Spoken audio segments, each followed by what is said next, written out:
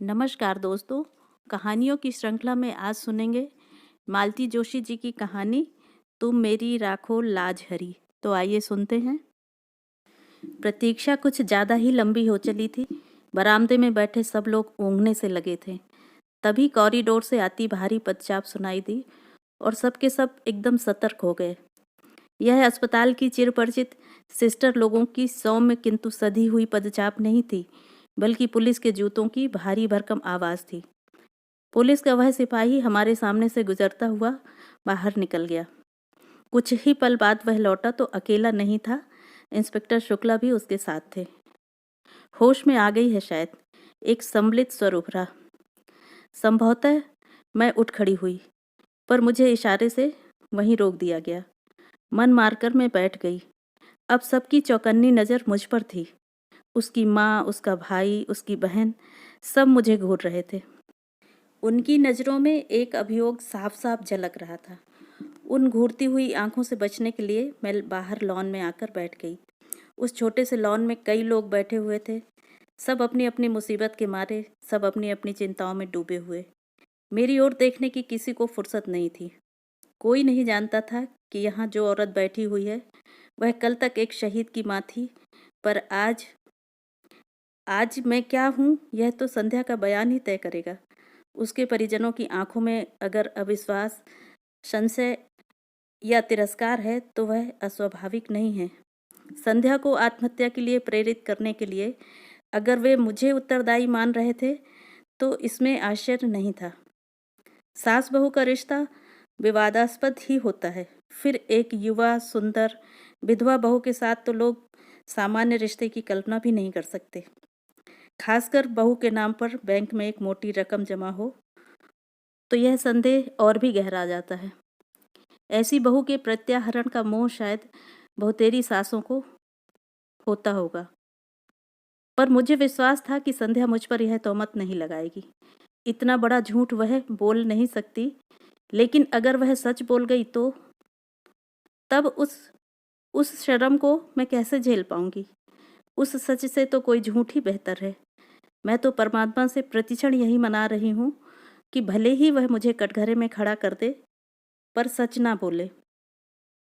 कल सुबह से मैं यहाँ अस्पताल में बैठी हूँ। खबर पाते ही बम्बई से उसकी माँ और भाई तथा दिल्ली से उसकी बहन आ पहुँची है। मेरी बेटी सविता भी लखनऊ से चल पड़ी है। अड़ोसी पड़ोसी, नाते रिश्तेदार अस्पताल के चक्कर लगा रहे हैं। बारी बारी से आकर कुशल क्षेम पूछ रहे हैं। चाय नाश्ते की पेशकश कर रहे हैं, पर सविता के पापा शर्मसार होकर घर में ऐसे दुबक गए हैं कि एक बार झांकने भी नहीं आए। लोग समझ रहे हैं कि जवान बेटे की मृत्यु से वे इतना टूट गए हैं कि अब किसी नई त्रासदी का सामना करने की उनमें हिम्मत नहीं है। घर में बैठकर वे सबकी सहानुभूति और आदर बटोर रहे हैं और सारी जद्दोजहद से गुजरती मैं सबकी नफरत झेल रही हूँ। संदेह भरी नज़रों से छलनी हो रही हूँ। इस हादसे के बाद मैंने प्राणपण से चाहा था कि संध्या अपने परिवार में वापस लौट जाए। मैंने बार बार यह संकेत दिया था कि हमें उसके रुपए पैसे से कोई मोह नहीं है। वह सब कुछ अपने साथ ले जा सकती है। उसके वहाँ रहने पर भी इस घर पर, यहाँ की धन संपत्ति पर उसका हक बना रहेगा। अपना बुढ़ापा हम अकेले काट लेंगे, बस हमें इस जिम्मेदारी से मुक्त कीजिए। इस जिम्मेदारी के चलते तो मैं बेटे के लिए रोना भी भूल गई थी। जब उन लोगों की ओर से कोई पहल नहीं हुई तो मुझे ही निर्णय लेना पड़ा। सविता के साथ मैंने उसे पूरे साजो सामान के साथ बम्बई भेज दिया। उसके बैंक खाते के स्थानांतरण की व्यवस्था भी कर दी, लेकिन 15 दिन भी नहीं बीते थे कि वह बैरंग चिट्ठी की तरह लौट आई। साथ में उसकी माँ भी थी। समधिन ने हाथ जोड़कर कहा, बहन जी, आपका इतना बड़ा घर है, लड़की कहीं भी पड़ी रहेगी, आपकी सेवा करके जिंदगी गुजार देगी। यह घर तो उसी का है, वह जब चाहे यहाँ आ जा सकती है। मैंने तो आपने कुछ अच्छा ही सोचा होगा, मैं जानती हूँ। घर की बात बाहर नहीं उछलनी चाहिए, पर आप तो अपनी हैं, आपसे क्या छिपाना। इसके पिता की मृत्यु के बाद उस घर में बहू का राज हो गया। राज क्या है, पूरा रावण राज है। हम माँ बेटी ने कैसे दिन गुजारे हैं मैं जानती हूँ। इसीलिए मैंने इसकी पढ़ाई भी पूरी नहीं होने दी। जल्दी शादी कर दी। सोचा था अपने घर में सुख से रहेगी, पर भाग्य में हो तब तो। उसकी शादी के खर्च को लेकर बहू जब तब ताने देती है। अब अगर वह हमेशा के लिए आ गई तो वह हमारा जीना मुश्किल कर देगी। लेकिन वहाँ रहने की ज़रूरत ही क्या है, हम लोग एक अच्छा सा फ्लैट ले लेंगे। आप उसके साथ बनी रहिए, हमें भी फिक्र नहीं रहेगी। लेकिन मैं तो सब दिन बैठी नहीं रहूँगी ना। उसके बाद बहन, हम भी कोई अमर पट्टा लेकर नहीं आए हैं। जाना तो हमें भी है, और जितनी जल्दी चले जाएं उतना अच्छा। पर जाने से पहले उसका ठिकाना करके जाना है। अच्छा घर वर देखकर उसकी शादी कर देनी है। इतनी बड़ी पहाड़ से जिंदगी वह अकेले कैसे काटेगी? तो बहन जी, यह काम भी आप ही कर सकती हैं। भाई साहब आपके साथ हैं, मेरे पास तो कोई साधन भी नहीं है। इसके भाई भाभी लालच में आ गए तो दूसरी शादी भी नहीं होने देंगे। जिंदगी भर इसके पैसों पर कुंडली मारकर बैठ जाएंगे। आपको अपने बेटे पर जरा भी एतबार नहीं है? बेटा अपना है तो क्या हुआ, बहू तो पराए घर से आई है। बेटा भी अब उसी की आंखों से देखता है, उसी के कान से सुनता है। अपना दिल दिमाग सब उसने बीबी के पास गिरवी रख छोड़ा है। इसके बाद कुछ कहने का सवाल ही नहीं था। एक कोशिश मैंने और की थी, उसकी डॉक्टर बहन के सामने भी प्रस्ताव रखा था। यूं तो वह संध्या से 10 साल बड़ी थी, पर बहन बहन ही होती है, कुछ तो लगाव होगा ही। हमारी तुलना में तो वह ज़्यादा अपनी होगी। हम लोगों का साथ ही कितना था, कुल जमा 1.5 साल। उससे भी आधे दिन वह पति के साथ या फिर पीहर में रही थी। लेकिन उसकी बहन ने भी मेरा अनुरोध स्वीकार नहीं किया। बोली, आंटी जी, डॉक्टर हूँ मैं, दिन में 15 घंटे बाहर रहती हूँ, कभी कभार रात को भी जाना पड़ जाता है। इनका क्लिनिक घर पर ही है, कभी कोई ऊंच नीच हो गई तो मुसीबत होगी। मतलब वह कोई खतरा लेना नहीं चाहती थी। अब उसे कैसे समझाती कि इसी ऊंच नीच का तो मुझे भी डर है, इसीलिए तो मैं तुम सबकी चिरौरी कर रही हूँ। कैसे कहती कि औरत, खासकर अकेली औरत, इनकी कमजोरी है। पर अपने पति के बारे में यह सब कहना अपने आप को गाली देना जैसा है। इसीलिए तो सारी उम्र होंठ सीकर इस दर्द को पीती रही हूँ।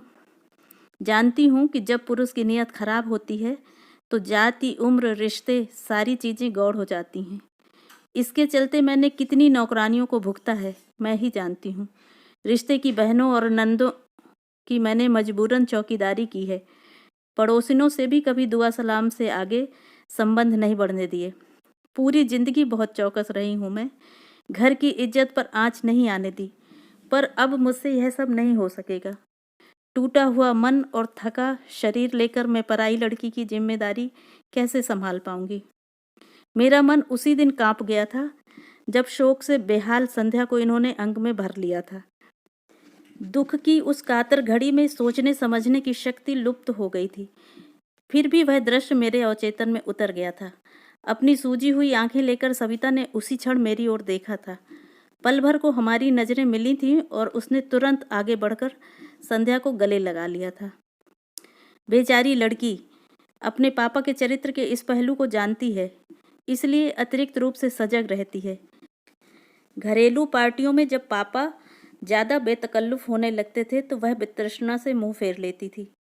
पापा अगर उसकी सहेलियों की चोटी खींचते, पीठ पर धौल जमाते या गाल में चिकोटी लेते तो उसका चेहरा तमतमा जाता।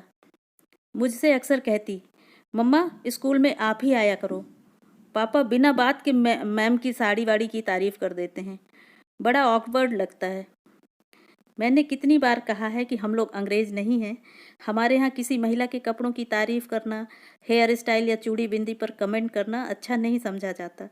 पर इन्होंने कभी मेरी बात नहीं मानी, उल्टे मुझ पर बिगड़ते। तुम्हारा तो दिमाग ही खराब है, हर बात का गलत मतलब निकाल लेती हो। तो संध्या का मेरे पास रहना तय हो गया। मुझे लगा मैंने अपने आंचल में अंगार भर लिए हैं। 15-20 दिन सविता को मैंने रोक लिया। वह साई की तरह संध्या के साथ बनी रही, पर वह भी कितने दिन रहती। उसका भी घर बार था, बच्चे थे, बूढ़े सास ससुर थे, उसे तो जाना ही था। अपनी मुसीबत हमें ही भुगतनी थी। अपना दुख पीकर मैं बहू के घाव सहलाने में जुट गई, पर इन्होंने मुझे मौका ही नहीं दिया। उसका पूरा भार इन्होंने अपने ऊपर ले लिया। इनकी सारी दिनचर्या उसी धुरी पर घूमने लगी। सुबह शाम पेपर पढ़ना, न्यूज़ सुनना, सीरियल्स देखना सब साथ साथ होने लगा। दोपहर में कैरम या लूडो खेला जाता, उसे ब्रिज का गेम सिखाया जाता, उसके लिए लाइब्रेरी बनवाई गई, उसके लिए नई नई कैसेट्स और सीडी घर में आने लगी। फिर एक दिन इन्होंने घोषणा की कि वे संध्या को ड्राइविंग सिखाएंगे। मैंने कहा, देखिए, जो कुछ दिल बहलाव करना है घर में बैठकर कीजिए। बाहर 4 लोग देखेंगे तो 4 तरह की बात करेंगे। लोगों को किसी के सुख दुख से कोई मतलब नहीं होता, वे बस बातें करना जानते हैं।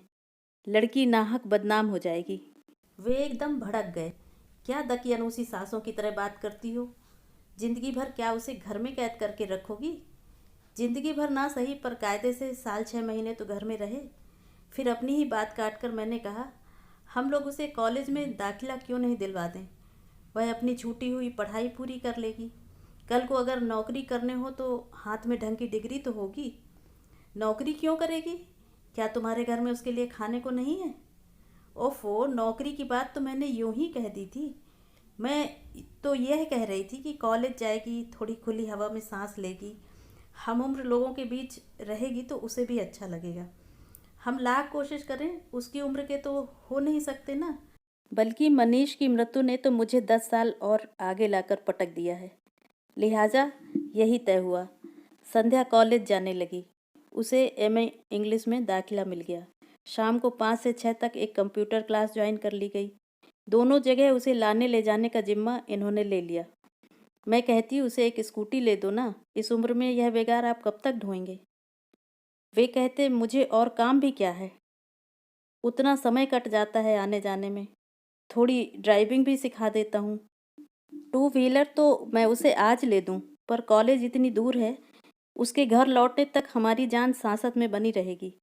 आजकल के लड़के भी कम शरारती नहीं होते। मैं जाता हूँ तो थोड़ा रौब रहता है, ज़्यादा बदतमीजी नहीं करते। इन्होंने तो अपना वक्त बांध लिया था, पर मेरा समय काटे नहीं कटता था। 3 प्राणियों के परिवार में मैं एकदम अकेली पड़ गई थी। गृहस्थी से मन उचट गया था, फिर भी उसे ढोना पड़ रहा था। भूख प्यास गायब हो गई थी, फिर भी दोनों वक्त रसोई में सिर देना पड़ता था। जिस दिन भी थोड़ी कोर कसर रह जाती, वे फौरन कहते, हम लोग तो बूढ़े प्राणी हैं, खिचड़ी खाकर भी जी लेंगे, पर इस लड़की का तो कुछ ख्याल करो, वह तो अपने मुंह से कुछ कहने से रही। 3-4 महीने बाद सविता फिर एक बार चली आई। लाख ससुराल में थी, पर उसका मन तो वहीं अटका हुआ था। जानती थी कि भाई के मृत्यु के बाद मम्मी पापा कितने अकेले पड़ गए हैं। आते ही बोली, मम्मा तुम्हें क्या हो गया है, बीमार हो क्या? इन 4 महीनों में तो तुम आधी भी नहीं रह गई हो।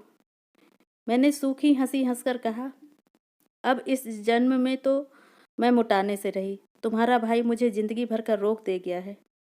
2 दिन में ही उसे सारी दिनचर्या समझ में आ गई। बोली, यह क्या बात है मम्मा, दिन भर तुम ही लगी रहती हो? इसमें नई बात क्या है? तुम्हारी शादी के बाद से तो मैं अकेले ही सब कर रही हूँ, पर अब तो घर में संध्या है, उसे तुम्हारा हाथ बटाना चाहिए। पर उसके पास समय कहाँ है? क्यों? सुबह उसका कॉलेज होता है, ठीक है, पर शाम का खाना तो बना ही सकती है ना? सच कहूँ सभी, अब उससे कुछ कहते भी संकोच लगता है वह इस घर में मेहमान है। कहने की ज़रूरत ही क्या है, उसे खुद सोचना चाहिए। शायद अब उसको भी इन चीज़ों में रस नहीं रह गया। पहले जब आती थी मुझे रसोई में घुसने नहीं देती थी, सुबह शाम नई नई चीज़ें बनाकर खिलाती थी। अब उसका भी मन हट गया है, और वह ठीक भी है। यह उसकी गृहस्थी तो नहीं है, वह तो बस समय काट रही है। और सच तो यह है कि हम सब अपना अपना समय काट रहे हैं।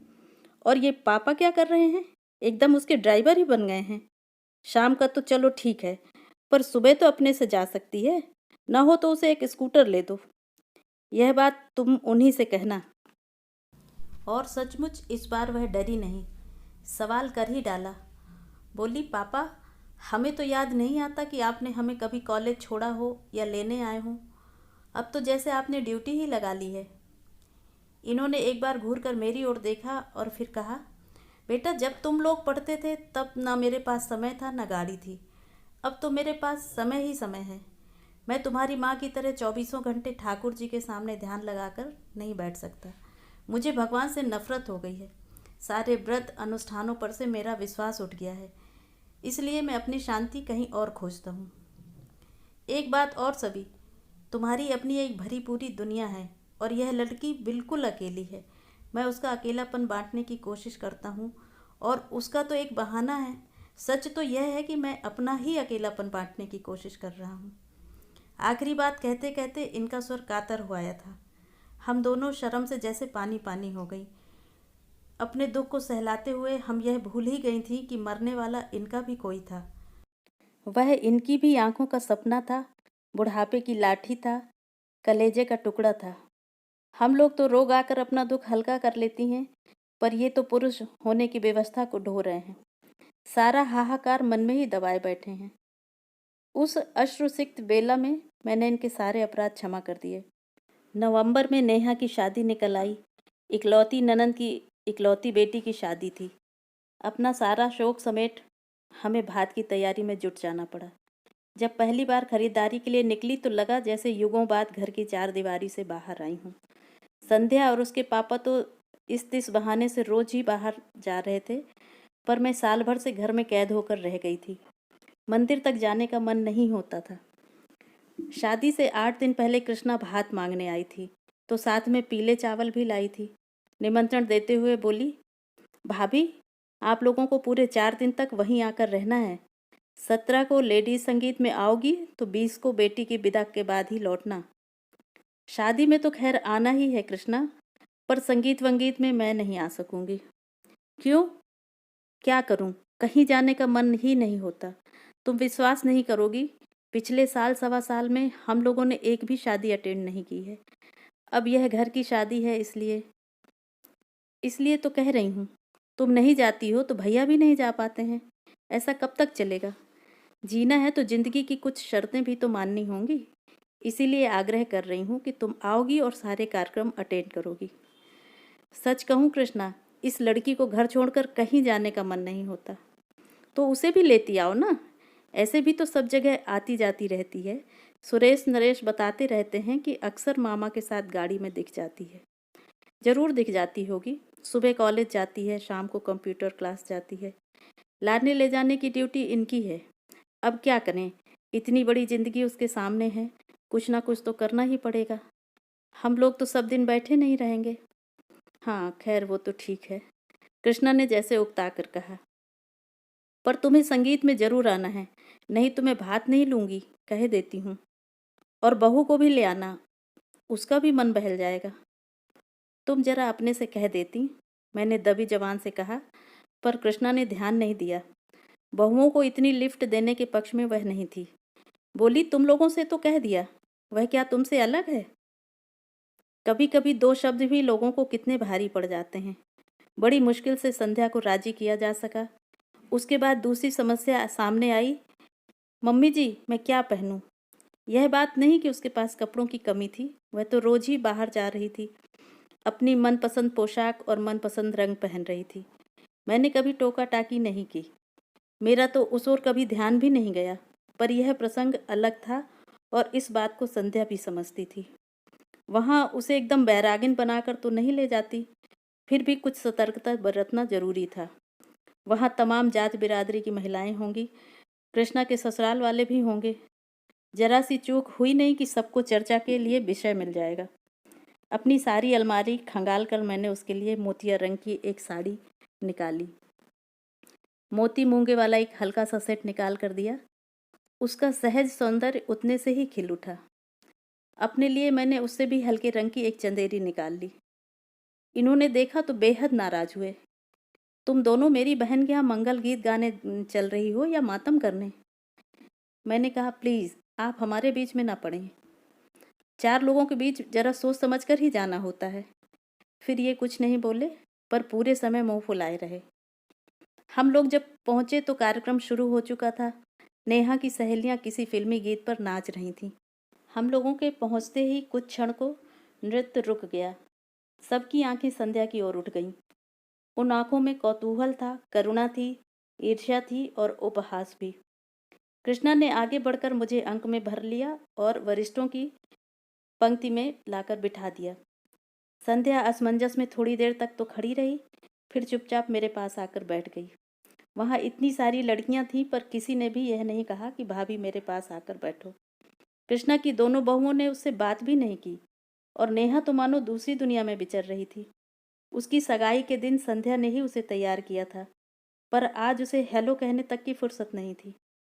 मुझे एक और प्रसंग याद आया। मनीष की शादी के 2 महीने बाद ही नरेश की शादी हुई थी। उस समय संध्या नई नवेली दुल्हन थी, पर सबके अनुरोध पर वह इतना अच्छा नाची थी कि मेरा कलेजा गजभर का हो गया था। और आज जैसे वह उस बिरादरी से बहिष्कृत हो गई थी। करीब 9 बजे के आसपास इन्होंने मुझे बुलाया। बोले, ये गाना बजाना तो शायद 12 बजे तक चलेगा, मैं निकलता हूँ। सुरेश या नरेश कोई तुम लोगों को छोड़ देगा। आपका खाना? पुरुषों की पंगत हो चुकी है, अब तुम लोग आराम से खाती पीती रहना। तभी देखा, संध्या मेरे पीछे आकर खड़ी हो गई।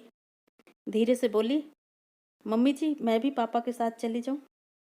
एक क्षण मन में दुविधा सी हुई, पर मैंने देखा उसकी आंखें एकदम डबडबाई सी हैं। लगता था अब बरसी कि तब बरसी। जाओ, मैंने कहा और वे दोनों चले गए। वापस आकर बैठी तो कृष्णा की ननंद ने पूछा, बहू रानी चली गई? हाँ, मैंने कहा, और अनायास मेरा आक्रोश फूट पड़ा। बैठकर करती भी क्या? न उसे मेहंदी रचानी थी, न महावर लगवाना था, न गाना गवाना था, न ठुमके लगाने थे। जिसके लिए आई थी वह अपने में ही मगन है। उसने भाभी की ओर झांका भी नहीं। सुरेश और नरेश की बहुएं उससे ऐसे छिटक रही थीं जैसे छू जाएंगी तो कोई अनर्थ हो जाएगा। इतनी लड़कियां हैं यहाँ पर, किसी ने पास बैठने तक के लिए नहीं कहा। बेचारी बड़ी बूढ़ियों के बीच बैठी रही। वह तो आने के लिए कतई तैयार नहीं थी। मैं ही जबरदस्ती लिवा लाई और अब पछता रही हूँ। नाहक उसके घाव हरे कर दिए। और यह सब कहते हुए मैं पता नहीं कब सुबकने लगी। घाव संध्या के ही नहीं, मेरे ही हरे हो गए थे। मनीष की मृत्यु का यह नया पहलू अपने भयावह रूप में मेरे सामने आया था और मैं दहल गई थी। उधर कृष्णा की जिठानी भुनभुना रही थी, शादी वाले घर में रोकर असगुन कर रही हैं। इन्हें किसने बुला लिया? मैंने बुलाया है, कृष्णा ने कड़क कर कहा। भाभी है मेरी। नहीं आ रही थी, फिर भी मैं जिद करके लाई हूँ। क्या पता था? प्लीज़ कृष्णा, मैंने उसका हाथ पकड़ लिया। मैं पहले ही बहुत शर्मिंदा हूँ, मुझे और शर्मिंदा मत करो।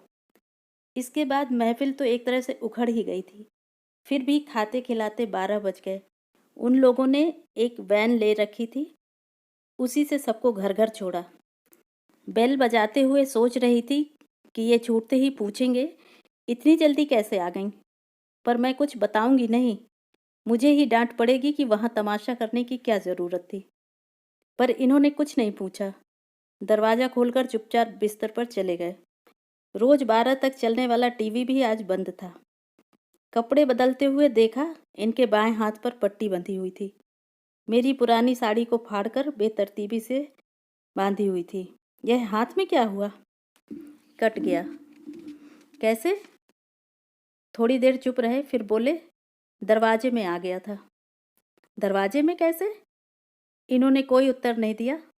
करवट बदलकर लेट गए। ठीक तो है, जब हमें कोई तकलीफ होती है किसी की पूछताछ भी अच्छी नहीं लगती। कुछ लगाया था? डेटॉल लगाया था। इनके स्वर में बेजारी थी। बाथरूम जाते हुए खून के छींटों की एक कतार सी थी। वॉश बेसिन में भी छींटे थे। शायद पानी की धार के नीचे हाथ रखा होगा। फिर कुछ पूछने का मन हुआ, पर इनकी नाराजगी के डर से चुप रही। बाल्टी में साबुन घोलकर मैंने पूरे फर्श पर पोंछा सा लगा दिया। पोंछा लगाते हुए अचानक याद आया, संध्या सो गई? पता नहीं उसने कुछ खाया कि नहीं, वहाँ से तो वैसी ही चली आई थी। पता नहीं, तुम ही पूछ लो। मुझे आश्चर्य हुआ, और दिन तो मुझसे ज़्यादा इन्हें उसकी फिक्र रहती थी। उसकी सुख सुविधा का ध्यान मुझसे ज़्यादा ये ही रखते थे। कई बार तो इस बात पर हम लोगों की झड़प भी हो जाती थी। मैंने दोबारा इनसे कुछ पूछना ठीक नहीं समझा, खुद ही उसके कमरे में चली गई। दरवाज़ा बंद था। संध्या सो गई क्या?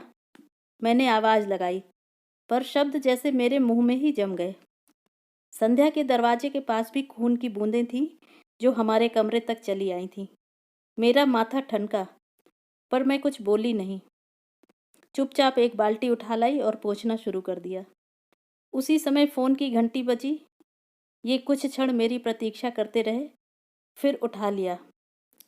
आवाज़ दी, कृष्णा का फ़ोन है तुम्हारे लिए, कह दो सुबह बात कर लूँगी। जानती थी इतनी रात गए उसी का फ़ोन होगा। शाम को जो कुछ हुआ उसकी सफाई देनी होगी। उस समय वह बात कितनी बड़ी लग रही थी, पर अब यहाँ जो कुछ हुआ उसके मुकाबले में वह कितनी छोटी और अर्थहीन लग रही थी।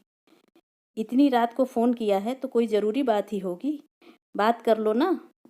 कहते हुए ये कॉर्डलेस लेकर बाहर आ गए, पर वहीं ठिठक गए।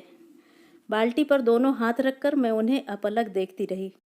एक क्षण को हमारी आंखें मिली और वे कमरे में चुपचाप लौट गए। अपना काम खत्म करके मैंने गेट पर बाहर के दरवाजे पर ताला डाल सारी बत्तियां बुझाईं और पलंग पर आकर बैठ गई। सोने का मन नहीं हो रहा था, बस पलंग की पाटी पर सिर टिकाए बैठी रही। बड़ी देर बाद वह अंधेरा मुखरित हुआ। शब्द मेरे कानों से टकराए, पर अर्थ कहीं खो गए। आप कुछ कह रहे थे? मैं यह कह रहा था कि मैं तो केवल उसे सांत्वना देने का प्रयास कर रहा था। वह बहुत अपसेट लग रही थी, इसलिए दिलासा देने की कोशिश कर रहा था। उसने पता नहीं क्या सोचा, एकदम गलत अर्थ ही निकाल लिया। आप यह सब मुझे क्यों बता रहे हैं? मैंने तो कुछ कहा नहीं, कुछ पूछा नहीं। अभी बाहर तुमने जिस तरह मेरी ओर देखा था, उसके बाद क्या कुछ कहना शेष रह जाता है?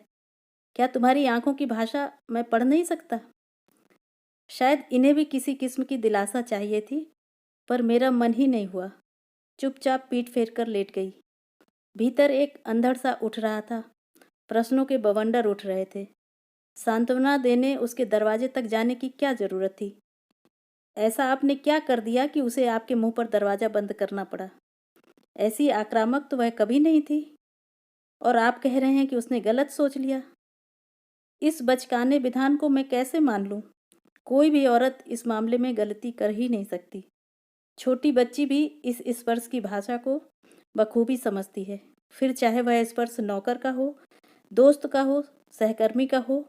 औरत इसे परखने में कभी गलती नहीं करती। ईश्वर ने स्त्री को यह अद्भुत सहज ज्ञान प्रदान किया है। भीड़ की धक्कापेल में भी वह हर स्पर्श को अलग से परिभाषित कर सकती है, और ये कह रहे हैं कि उसने गलत सोच लिया होगा। ईश्वर करे ऐसा ही हो। उस रात मैं मना रही थी कि वह यहीं ठहर जाए। इस रात की सुबह कभी ना हो और मुझे संध्या का सामना ना करना पड़े, पर अपना चाहा सब कहाँ होता है। घड़ी के कांटों के साथ रात धीरे धीरे सरकती रही। रोज की तरह सुबह की किरणों ने दरवाजे पर दस्तक दी। उन किरणों के साथ दूध वाला, कचरे वाला, काम वाली, नल, सभी ने अपनी आमद दर्ज की। मजबूरन उठना ही पड़ा। संध्या का कमरा बंद था। मैंने राहत की सांस ली और किचन की ओर बढ़ गई। चाय बनाकर इन्हें जगाया। चेहरा काफी उतरा हुआ लग रहा था। यह अपराध बोध था या दर्द? वैसे हाथ भी काफी सूजा हो सा लग रहा था। रात भर जरूर परेशान रहे होंगे। और कोई वक्त होता तो इतनी हाय तौबा मचाते, न खुद सोते न मुझे सोने देते। पर इस बार तो मुझे पता ही नहीं चला। 8 बजे कृष्णा का फोन आया। वह मुझसे बात करने को व्यग्र थी, पर मैंने मौका ही नहीं दिया। कृष्णा, अच्छा हुआ तुमने फ़ोन कर लिया। मैं बस अभी तुम्हें फ़ोन करने ही वाली थी। तुम्हारे यहाँ कार्यक्रम कितने बजे है? तुम्हारा कार्यक्रम है भाभी, जब तुम आ जाओ तो 9:30-10 बजे ठीक रहेगा ना? ऐसा करो, सुरेश नरेश किसी को भेज दो। तुम्हारे भैया के हाथ में चोट आ गई है, ये ड्राइव नहीं कर पाएंगे। और तुम तो जानती हो रिक्शा के लिए भी यहाँ कितनी दूर जाना पड़ता है। फिर इनसे कहा, आप तैयार हो जाइए, 9:30 बजे हम लोग चलेंगे। मेरा जाना क्या बहुत ज़रूरी है? इनका स्वर थका हुआ था। कैसी बातें करते हैं, हाजिरी तो लगानी ही पड़ेगी। बाकी सब मैं संभाल लूँगी। लौटते समय डॉक्टर के यहाँ भी होते हुए आएंगे। संध्या का कमरा अब भी बंद था। फिर मैंने ही सारा सामान जमाना शुरू किया।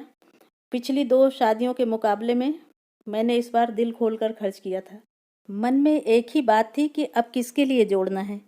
संध्या के पास तो सरकार का और समाज का दिया हुआ बहुत है, जिंदगी आराम से कट जाएगी। वैसे भी उसका एमए पूरा होते न होते हम लोग उसकी शादी की सोच रहे थे। हम ही लोग कन्यादान करेंगे। भाई नहीं रहा तो क्या हुआ, सविता के लिए एक बहन तो हो जाएगी। सविता की याद आते ही मन उदास हो गया। आज मैं कृष्णा के लिए इतना कर रही हूँ, कल को सविता के बच्चों की शादी होगी तो कौन खड़ा होगा। उसकी सास की बाईपास न हुई होती तो सविता आज यहाँ होती, तब वह भी मेरी तरह उदास हो जाती। ठीक 9 बजे नरेश गाड़ी लेकर आया। संध्या का कमरा तब भी बंद था। जब तक ये तैयार हुए, मैंने और नरेश ने मिलकर पूरा सामान गाड़ी में जमा दिया। जाने से पहले इसे जगा तो दूं, कहकर मैंने संध्या के दरवाजे पर दस्तक दी। 2-4 आवाज़ें भी दी, पर कोई जवाब नहीं आया। क्या बात है, इतनी देर तक तो कभी सोती नहीं है। पहली बार मुझे थोड़ी चिंता हुई। नरेश, कल रात वहीं से लौटकर कमरे में जो गई है तो बाहर ही नहीं निकली, कहीं तबीयत तो खराब नहीं है। नरेश का चेहरा फक पड़ गया। आजिजी के स्वर में बोला, मामी जी, कुछ ऐसी वैसी बात हो गई तो प्लीज़ हमारा नाम मत लीजिएगा। मम्मी बता रही थी कि कल कुछ लफड़ा हो गया था। आप तो जानती हैं, शादी ब्याह में यह सब चलता ही रहता है। वह बोलता जा रहा था और मेरा दिमाग ऐसी वैसी बात पर ही अटका हुआ था। ऐसी वैसी बात का मतलब? पर उसके कुछ कहने से पहले ही मतलब मेरे मन मस्तिष्क में कौंध गया। आशंका से मैं कांप उठी। नरेश, किसी तरह दरवाज़ा खुलवाओ। वह कैसे खुलवाता? उसने कंधों से धक्का दिया, घुटनों से जोर लगाया, पर दरवाज़ा टस से मस नहीं हुआ। फिर उसने कहा, स्क्रू ड्राइवर हो तो दीजिए, मैं बोल्ट खोलने की कोशिश करता हूँ। तुम दरवाज़ा तोड़ दो। मेरा धैर्य अब टूट चुका था। अनिष्ट की आशंका से मैं सहम सी गई थी, पर दरवाज़ा तोड़ना क्या इतना आसान था? मैं, नरेश, महरी सब जोर आजमा रहे थे।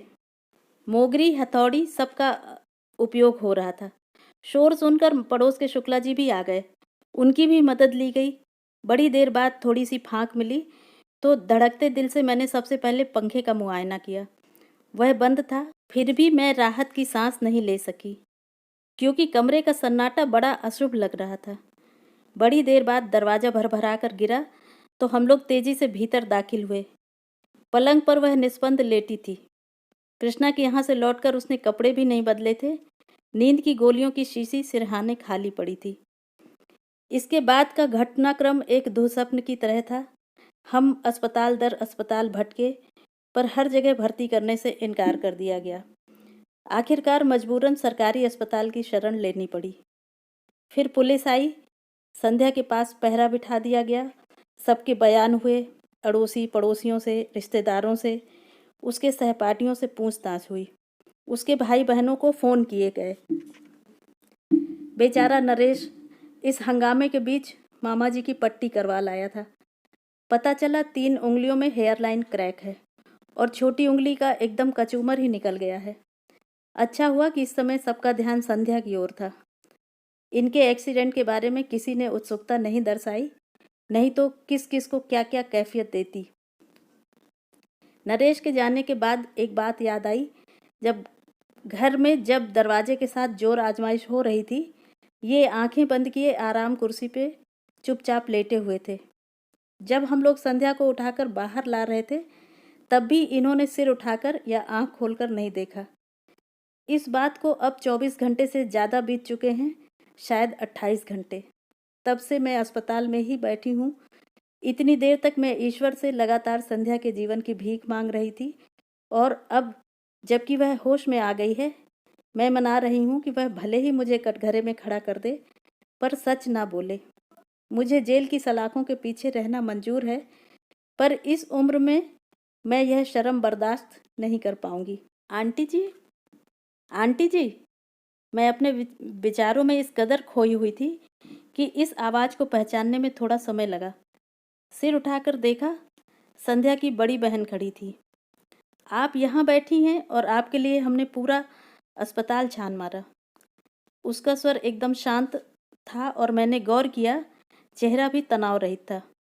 फिर भी मैंने डरते डरते पूछा, संध्या कैसी है? अब खतरे से बाहर है, पर कमजोरी तो अभी रहेगी। चलिए ना, आपको बहुत याद कर रही है। मैंने उठना चाहा, पर पांव जैसे जम से गए। उसी ने सहारा देकर उठाया। चलते समय भी उसने मेरा हाथ नहीं छोड़ा। आप लोग उस दिन किसी शादी में गए थे? चलते हुए उसने पूछा। हाँ, क्यों? मेरा गला सूखने लगा था। वह बता रही थी कि मनीष की मृत्यु के बाद पहली बार ऐसे फंक्शन में गई थी, इसीलिए उस माहौल को बर्दाश्त नहीं कर सकी। संध्या ही क्यों, साल भर से हम लोग भी किसी शादी में नहीं गए, पर यह घर का मामला था, जाना पड़ा। वही तो आप दोनों की बड़ी तारीफ कर रही थी, कह रही थी कि आप लोगों ने कभी एहसास नहीं होने दिया कि वह विधवा है, इसीलिए वह भी इस सच को भूल सा गई थी। पर शादी में जब इसी सच का सामना करना पड़ा तो उसे धक्का लगा, वह सह नहीं पाई।